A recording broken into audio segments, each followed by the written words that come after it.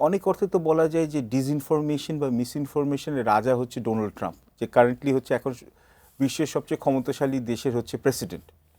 তো এখন আপনি যদি দেখুন, আপনি রাশিয়া ইউক্রেন যুদ্ধের সময় বা আপনার যে এখন যে ইসরায়েলের যে এখানে একচেটিয়া এখানে হচ্ছে বর্বরচিত যে জেনোসাইডাল যে আক্রমণ প্যালেস্টাইনের উপরে, স্পেশালি গাজা স্ট্রিপের উপরে, এখানেও কিন্তু আপনার ডিসইনফরমেশন বা মিসইনফরমেশন আপনি দেখতে পেয়েছেন।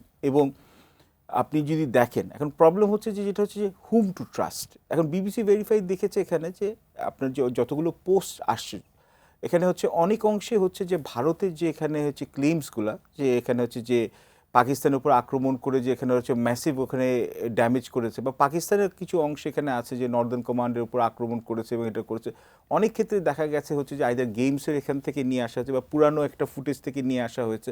তো ডিসইনফরমেশন এবং মিসইনফরমেশন, ডিসইনফরমেশন হচ্ছে যে আপনি ভুল তথ্য দেওয়া, এটা আপনি ইচ্ছাপ্রণীতভাবে করছেন না, কিন্তু এটা হচ্ছে যে ভুল তথ্য দেওয়া। আর হচ্ছে মিসইনফরমেশন, আপনি ডিসইনফরমেশনটা হচ্ছে যখন হচ্ছে আপনি ইচ্ছা করে আপনি হচ্ছে আপনি ভুলও দিচ্ছেন, আবার ইচ্ছা করে আপনাকে কনফিউজও করে। দিজ আর মিসইনফরমেশন ডিফারেন্স থাকলেও আখেরে তথ্যটা ভুল।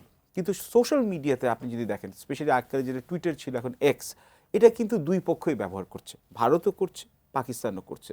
এবং আপনি যখন এখানে আমি এখানে বললাম এখানে যে এই যে রেজিস্ট্যান্স ফ্রন্টের নিয়ে, তো এখানে এখানে ওরা বলছে হচ্ছে যে যে ভদ্রলোকে যে লোকের নাম বলছে সাইফুল্লাহ খালেদ বা সাইফুল্লাহ কাসুরি, যে ভারতীয় এখানে মিডিয়ার তথ্য থেকে, সে হচ্ছে লস্করে তাইবার যে ফাউন্ডার, তার হচ্ছে খুব কাছের লোক। কিন্তু সমস্যা হচ্ছে একটাই, সানবিট সব দিবে সামাল।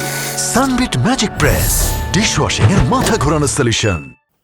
যে ওই রকম কিন্তু আগের বারে কিন্তু যতবার যেখানে আক্রমণ হয়েছিল, কিন্তু ইন্ডিয়া কিন্তু কিছুটা অংশ কিন্তু এখানে they have manage to establish the burden of evidence, যেটা পাকিস্তানি নাগরিক ছিল। যেমন আপনি মুম্বাই যেখানে আক্রমণ হয়েছিল যেখানে তাজের উপরে হোটেলে, তখন ওরা দেখেছি পাকিস্তানি নাগরিক, এটা কিন্তু প্রমাণিত হয়েছিল, এটা কিন্তু Pakistan had egg on their face. কিন্তু এইবার কিন্তু আপনি আপনি ইন্ডিয়া পাকিস্তানের কোনো নিউজ পেপার পড়েন না, বাংলাদেশে তো আমরা তো কোনো we don't have a vested interest over here. কিন্তু আপনি আপনি নিউ ইয়র্ক টাইমসের দেখুন, ইকোনমিক্সের দেখুন, যেগুলো আছে লেমন্ডের দেখুন, সবগুলোতে বলেছে কিন্তু অন্য সময় ব্যক্তিগত যে আলাপ, যেখানে প্রাইভেট কনভারসেশন, ইন্ডিয়ান ডিপ্লোম্যাটরা কিন্তু কনক্লুসিভ এভিডেন্স দিতে পারেন। আমরা কিন্তু বলছি না পাকিস্তান সম্পৃক্ত নেয় বা থাকতে পারে না, এটা উড়িয়ে দেওয়াটা ভুল, কারণ we don't have the proof. কিন্তু এখানে হচ্ছে যে যেভাবে জোরে সোরে যেখানে এখানে এখানে অকাট্য প্রমাণ দেওয়ার কথা ছিল, এটা কিন্তু পাওয়া যায় নাই। আবার আপনি দেখুন, আবার আবার কিছু লোক এখানে যেটা বলছে যে এখানে এর মধ্যে আমারও আছে, এখানে একটা ওপিনিয়ন আছে যে এই আমরা এখন পেহেলগ্রামের আক্রমণ নিয়ে এখন সারা বিশ্বে এখন হইচই পড়ে গেছে। তার ১ মাস আগে কিন্তু পাকিস্তানের বালুচিস্তানে এখানে কিন্তু আপনার যে এই একটা ট্রেনে যেখানে লার্জলি হচ্ছে যে এখানে আর্মি পার্সনকে ক্যারি করা হচ্ছে, তখন বালুচিস্তান লিবারেশন আর্মি নামে এখানে একটা সংস্থা এখানে যে পাকিস্তানের বলে সন্ত্রাসী, আবার ভারতীয়রা বলে স্বাধীনতা। দেখেন কীভাবে ন্যারেটিভটা চেঞ্জ হচ্ছে।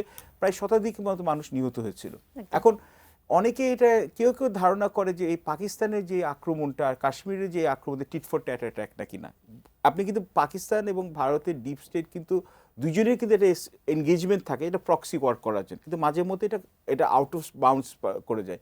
কিন্তু ডিসইনফরমেশনের ব্যাপারে আমি এতটুকু বলবো, যেমন বাংলাদেশের ক্ষেত্রে আমি বলতে পারি যে ভাইয়ের কথা থেকে, ইউসুফ ভাইয়ের কথা থেকে, এখানে যে আমরা দেখেছি হচ্ছে যে আমাদের যে এখানে শেখ হাসিনার সরকারের পতনের পর এবং ভারতীয় মিডিয়া বেশ কয়েকটা জায়গায় যে আমি এখানে ইন্টারভিউ দিয়েছি, আমি বলেছি যে তোমাদের সবচেয়ে বড় ভারত বাংলাদেশে এখন যে সম্পর্ক খারাপ করছে হচ্ছে ভারতীয় মিডিয়া। কেন অপতথ্য, অপপ্রচার ইত্যাদি এখানে হচ্ছে যে, এবং এটা হচ্ছে মেইন স্ট্রিম মিডিয়া, হচ্ছে মেইন স্ট্রিম মিডিয়া। তো মেইন স্ট্রিম মিডিয়াতে যদি অপপ্রচার ও অপতথ্য এখানে এখানে এখানে আসে, তাহলে তো সমস্যা। পাকিস্তান মিডিয়াতে এই সমস্যাটা আছে, কিন্তু প্রত্যেক মিডিয়াতে আছে। কিন্তু যখন মেইন স্ট্রিম মিডিয়াতে যখন তথ্য অপপ্রচার হয় এবং যদি সরকারের যদি এখানে একটা মদতপুষ্ট হয় বা আর্মির এখানে যদি মদতপুষ্ট হয় বা এখানে যে আপনার গোয়েন্দা সংস্থার মদতপুষ্ট হয়, তাহলে জিনিসটা কিন্তু হচ্ছে যে আরও বেশি এখানে বারুদের মতো লেগে যায়।